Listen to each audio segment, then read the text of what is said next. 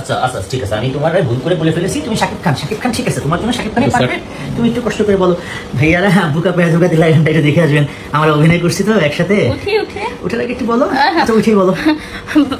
ভাইয়ারা বোনেরা, আসলে হয়েছে কি, একসাথে মিউজিক ভিডিও করছি তো, আর যেহেতু আমি শাকিব খানের 3য় নাম্বার স্ত্রী, তো আমি গান করবো আর আপনারা দেখবেন না, এটা তো হতেই পারে না। তো আমি একটা গান করে ফেলেছি, বোকা পেয়ে ধোকা দিলা। আমি বলেছিলাম না একটা সময় নায়িকা হয়ে যাবো, এই যে ডিরেক্টর দেখতে পাচ্ছেন, সে কিন্তু আমাকে নায়িকা বানাই দিছে। গানটির নাম হচ্ছে বোকা পেয়ে ধোকা দিলা। সবাই গানটি দেখবেন প্লিজ।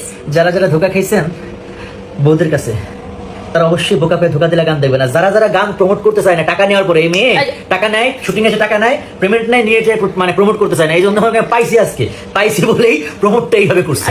যদি বলতাম আপু আপু আমাদের গানটা একটু প্রমোট করে দেন, জীবনেও করতো না। অতএব প্রমোট কিভাবে করতে হয় গান শিখাই দিলাম আপনাদেরকে। ভালো থাকবেন সবাই। বোকা পেয়ে ধোকা দিলা গান দেখবেন। আমি কিন্তু বোকা না, দেখলেন তো চালাকি কেমনে করলাম। অনেক চালাক আপনারা, কিন্তু বোকা পেয়ে ধোকা গানটি কিন্তু ওটারে ধরতেছি আমি। আমারে